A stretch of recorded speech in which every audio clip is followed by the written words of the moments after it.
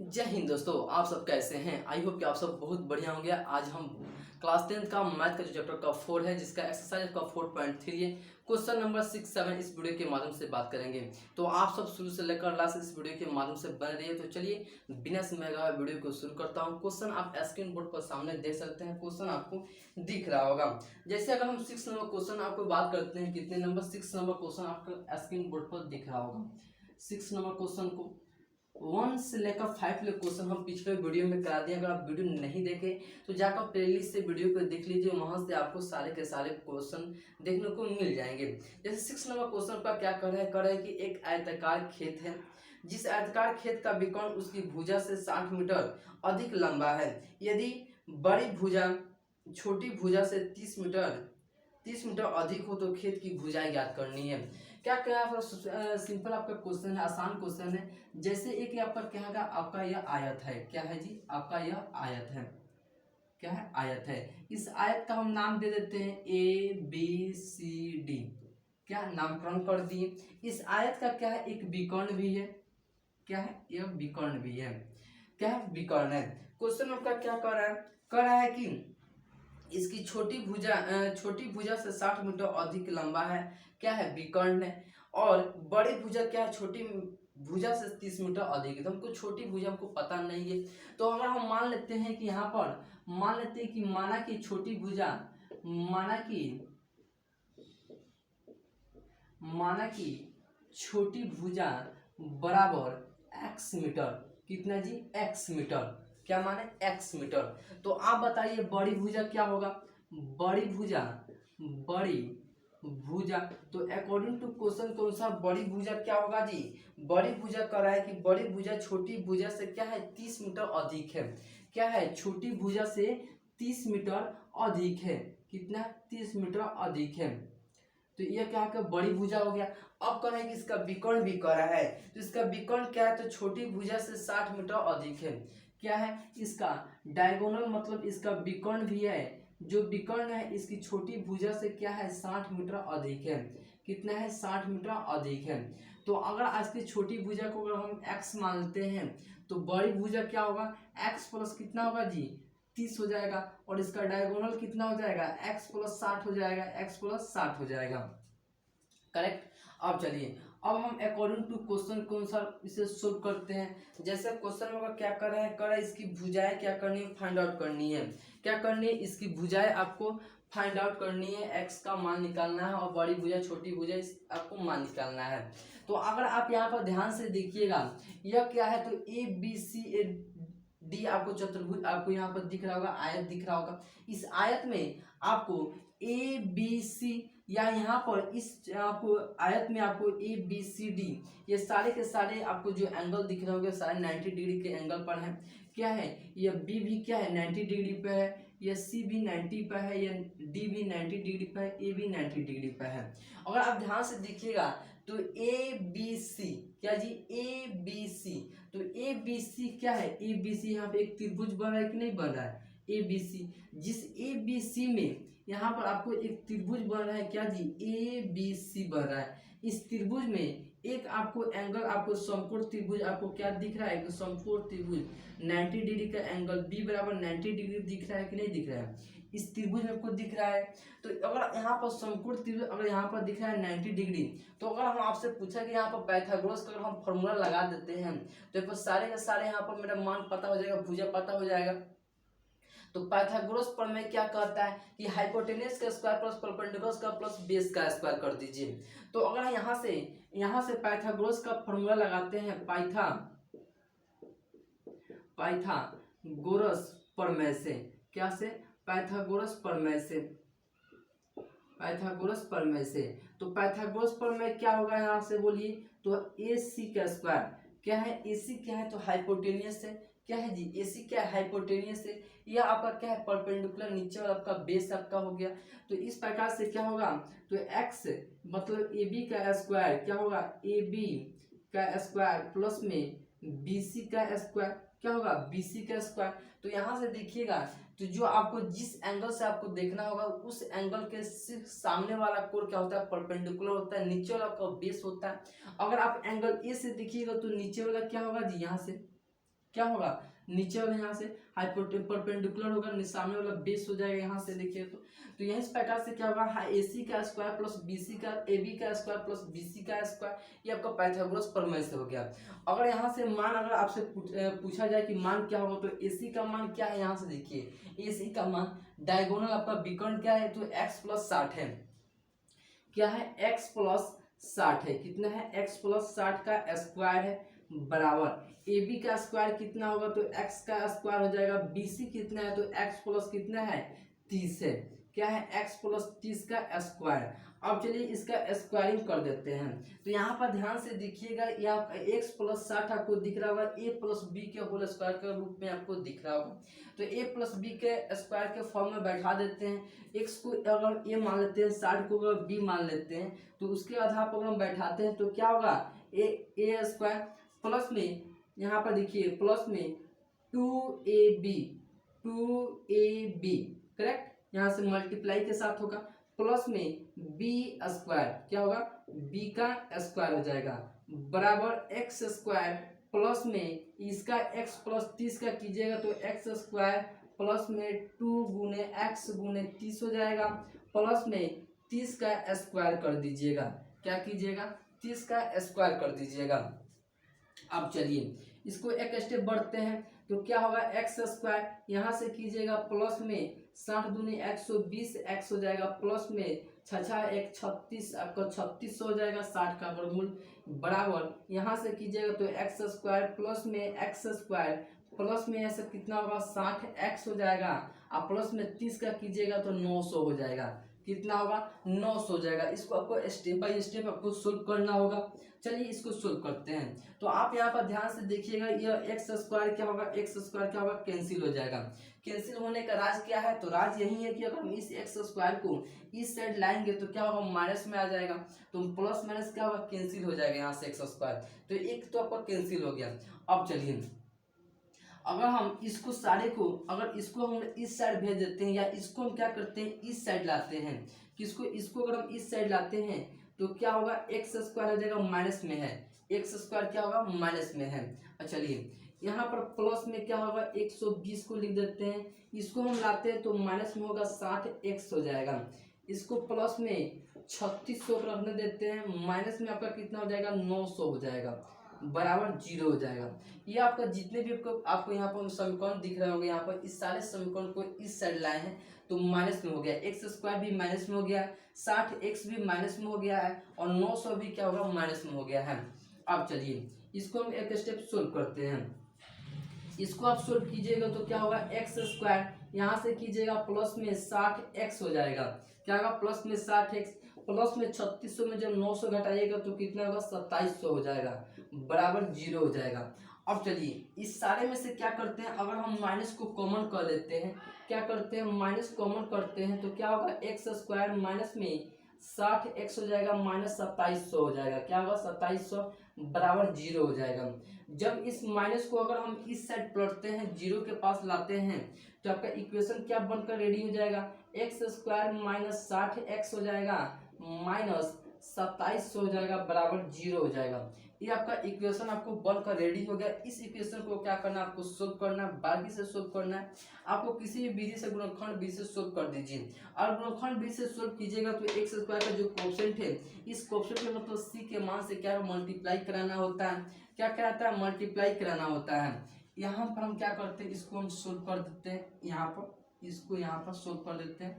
चलिए सोल्व कीजिएगा तो एक में 2700 से कीजिएगा, कितना जी यहाँ से 2700 से कीजिएगा तो 2700 ही आएगा। इस 2700 का आपको ऐसे ब्रेक करना है, क्या करना है ऐसे ब्रेक करना है, ब्रेक करने के बाद आपको 60 लाना है, मतलब b के मान के बराबर लाना है। तो b के मान के बराबर लाना है, तो अगर हम 2700 को जब 90 में अगर हम 30 से अगर मल्टीप्लाई करा देते हैं तो देखिए तो मेरा 2700 आएगा कि नहीं आ जाएगा, आ जाएगा। 9 का 27 में 2700 मेरा आ जाएगा। जब हम 90 में जब 90 से अगर 30 में घटाते हैं, 90 में 30 से घटाते हैं तो कितना आएगा 60 में आ जाएगा, करेक्ट। अब चलिए इसको क्या करते हैं, यहाँ पर हम समीकरण के रूप में अगर हम लिख देते हैं तो क्या होगा एक्स स्क्वायर हो जाएगा माइनस के साथ 90x माइनस 30x मतलब प्लस में हो जाएगा, प्लस में माइनस 2700 हो जाएगा बराबर 0 हो जाएगा। करेक्ट। अब चलिए इस इक्वेशन को अगर सोल्व कीजिएगा तो आपका यही मान आपका आ जाएगा। चलिए एक से एक स्टेप बढ़ते हैं, तो एक स्टेप बढ़िएगा तो इस दोनों में से अगर x कॉमन कर लेते हैं, एक्स स्क्वायर माइनस 90 में से जब x को कॉमन कीजिएगा तो आपका क्या बच जाएगा, आपका x माइनस कितना हो जाएगा 90 बच जाएगा। अब इस दोनों में से अगर आप यहाँ पर प्लस कॉमन कर लेते हैं, क्या जी प्लस 30 कॉमन कर लीजिए, तो अगर आप 30 कॉमन कीजिएगा तो क्या होगा x minus plus minus minus 90 हो जाएगा बराबर 0 हो जाएगा। क्या कॉमन किए हैं, प्लस 30 कॉमन किए हैं। अगर आप यहाँ पर ध्यान से देखिएगा मेरे दोस्त, तो आपको दोनों में x माइनस 90 दोनों में आपको कॉमन दिख रहा होगा। तो इस दोनों में से क्या करते हैं, x माइनस 90 क्या करते हैं, कॉमन कर लेते हैं। जब हम इस दोनों में से x माइनस 90 कॉमन करते हैं तो क्या बच जाएगा, x माइनस 30 आपका बच जाएगा। अब इस दोनों को क्या कीजिए, आप 0 के बराबर कर दीजिए। क्या कीजिए, 0 के बराबर कर दीजिए। क्या कीजिए जी, 0 के बराबर कर दीजिए, प्लस में हो जाएगा। तो क्या होगा, x माइनस 90 बराबर 0 हो जाएगा। तो यहाँ से x का मान निकालिएगा तो कितना आएगा, 90 आपका x का मान आ जाएगा। यहाँ से जब x प्लस 30 बराबर 0 कीजिएगा तो यहाँ से x का मान निकालिएगा तो माइनस 30 आ जाएगा। कितना आ जाएगा, माइनस 30 आ जाएगा। तो हम प्लस वाले को लेंगे, क्या जी प्लस वाले को लेंगे तो 90 आपका है, तो छोटी भुजा क्या हो जाएगा जी, x हो जाएगा। स्मॉल मतलब छोटी भुजा क्या होगा, छोटी भुजा बराबर 90 मीटर हो जाएगा। और बड़ी भुजा क्या होगा जी, बड़ी भुजा बराबर क्या होगा, यहाँ पर देखिए 90 में मतलब 30 जोड़ देना है, x में 30, x का मान 90 है, 90 में आप 30 को जोड़ दीजिएगा। क्या कीजिए, जोड़िएगा तो कितना आएगा, 120 मीटर हो जाएगा। उसी प्रकार से विकर्ण क्या होगा, क्या होगा जी, विकर्ण क्या होगा, तो आपको 90 में मतलब x में कितना ज़्यादा 60 जोड़ना है, तो 9 6 15 मतलब 150 हो जाएगा।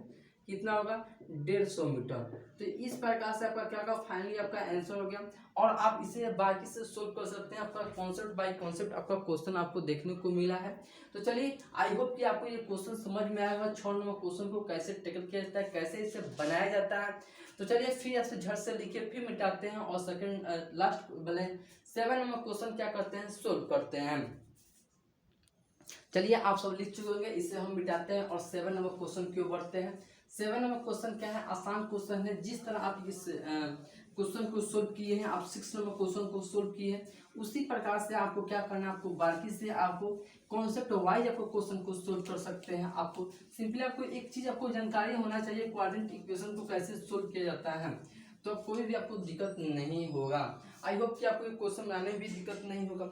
जैसे अगर हम 7 नंबर के बढ़ते हैं, 7 नंबर क्वेश्चन आप स्क्रीन बोर्ड पर देख सकते हैं। क्वेश्चन आपको 7 नंबर क्वेश्चन आपको दिख रहा होगा। जैसे क्वेश्चन कह रहा है कि दो संख्याओं का वर्गों का अंतर 180 है, छोटी संख्या का वर्ग बड़ी संख्या का 8 गुना है, दोनों संख्या क्या करनी है, फाइंड आउट करनी है। सबसे पहले यहाँ पर आपको संख्या पता नहीं है कि कौन सी जगह कितना है, क्या है, तो क्या करते हैं, अगर हम मान लेते हैं कि माना कि यहाँ पर मान लेते हैं कि माना कि बड़ी संख्या, क्या जी बड़ी संख्या बराबर x मान लेते हैं और छोटी संख्या क्या मानते हैं, छोटी संख्या बराबर y मान लेते हैं। क्या मानते हैं, y मान लेते हैं। बड़ी संख्या में x मान लेते हैं, छोटी संख्या y मान लेते हैं। तो अकॉर्डिंग टू क्वेश्चन में क्या कर रहा है कि दोनों संख्याओं का अंतर 180 है। क्या है, अकॉर्डिंग टू क्वेश्चन के अनुसार अगर हम देखते हैं तो कह रहा है इन दोनों आपको संख्या के वर्गों का अंतर कितना है, 180 है। अगर बड़ी संख्या के स्क्वायर प्लस माइनस के साथ छोटी संख्या के स्क्वायर बराबर कितना है, 180 है, 180 है वर्गों का अंतर। अब चलिए इसे आप क्या कीजिए, समीकरण फर्स्ट मान लीजिए, समीकरण फर्स्ट मान लीजिए। अगर अगेन फिर आपको देखते हैं तो कह रहा है कि छोटी संख्या का वर्ग बड़ी संख्या का 8 गुना है। क्या करें, अगेन अगर हम बात करते हैं, अगेन अगर हम देखते हैं तो कह रहा है कि छोटी संख्या का वर्ग, क्या कर रहा है जी, छोटी संख्या का वर्ग। तो छोटी संख्या क्या है, y है, तो छोटी संख्या का वर्ग क्या कर रहा है, छोटी संख्या का वर्ग। यहाँ पर देखिए वर्ग बड़ी संख्या का 8 गुना है। बड़ी संख्या कितना है, x है, तो x का कितना है 8 गुना है, मतलब 8x। इसे समीकरण 2 मान लीजिए। अगर आप समीकरण 2 को समीकरण 1 में रखते हैं, समीकरण y का मान, यहाँ पर y का मान होगा, तो समीकरण यहाँ पर लिखिए, समीकरण समीकरण 2 को समीकरण 2 को समीकरण समीकरण फर्स्ट में, मतलब समीकरण 1 में रखने पर तो समीकरण 1 में रखने पर समीकरण 1 क्या है, तो X square minus Y square बराबर कितना है 180 है। तो y का मान समीकरण 2 y का मान ही है, तो इसका मान रखिएगा तो क्या होगा, एक्स स्क्वायर माइनस यहाँ पर क्या होगा 8x हो जाएगा बराबर 180 हो जाएगा। क्या होगा 180 हो जाएगा। अगर इसे एक स्टेप बढ़ते हैं तो X square minus 8x minus 180 बराबर 0 हो जाएगा। क्यों, इसको प्लस में तो इससे लाए तो माइनस में हो गया, बराबर 0 हो गया है। तो यह आपको एक दिख रहा होगा, यह क्या दिख रहा होगा, तो आपको क्वाड्रेंट इक्वेशन आपको दिख रहा होगा। इस क्वाड्रेंट इक्वेशन को क्या करना है, आपको सोल्व करना है, और सोल्व करने के बाद आप एक्स और वाई का मान निकाल दीजिएगा, छोटी और बड़ी संख्या का। चलिए इसे हम सोल्व करते हैं, गुणनखंड भी से सोल्व करते हैं। तो क्या बताएं आपको, एक्स स्क्वायर का जो का कोएफिशिएंट है, आपको उस कोएफिशिएंट आपको सी वाले मान से क्या करना है, मल्टीप्लाई मतलब गुना कराना है। यहाँ पर जब एक में 180 से कराएगा तो कितना होगा 180 नहीं आएगा। जब इस 180 का को ऐसे फैक्टर करना है, ऐसे निकालना है कि 8 आपका मान आना चाहिए, मतलब बी का मान आपको आना चाहिए। जब हम 18 में या 10 से, अब जब 18 से गुना करते हैं, 18 दहा के 180 आपका होता है। यहाँ से जब 18 में जब 10 से मल्टीप्लाई कराएंगे तो 180 आएगा। और जब हम 18 में 10 घटा ही देंगे तो कितना आ जाएगा 8 आ जाएगा। लेकिन मेरे यहाँ पर क्या होगा, बैठ जा रहा है, तो बैठ जा रहा है तो क्या करेंगे, तो एक्स स्क्वायर माइनस के साथ 18x कर देंगे, माइनस पे प्लस में क्या करेंगे 10x कर देंगे, माइनस 180 बराबर 0 कर देंगे। चलिए अगर आप इसे सोल्व कीजिएगा तो आपका ऊपर वाला ही इक्वेशन आपको देखने को मिलेगा।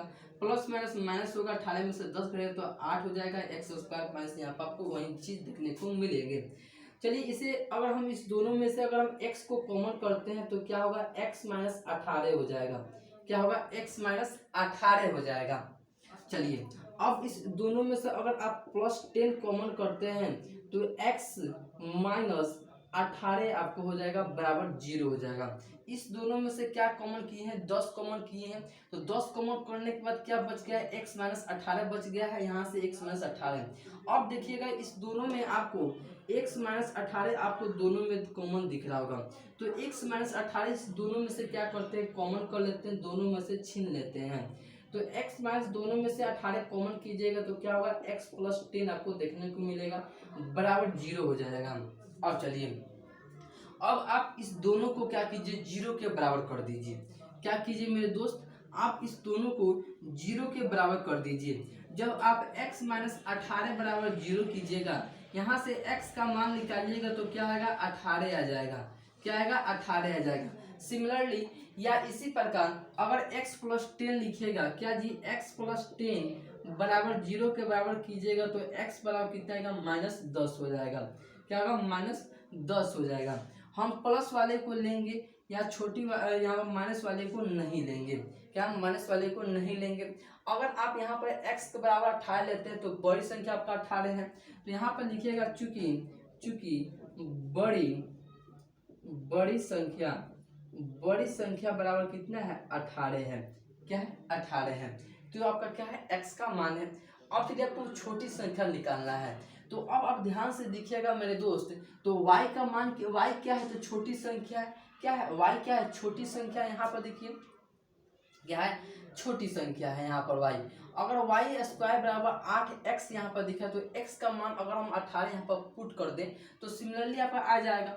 तो क्या होगा यहाँ से अगर y स्क्वायर बराबर क्या है 8x है, 8x है। क्या है समीकरण 2 में देखिए, समीकरण 2 में आपको देखने को मिल रहा होगा। तो क्या होगा y स्क्वायर बराबर 8 गुने 18, 8 गुने 18, तो y स्क्वायर बराबर 18 144 हो जाएगा।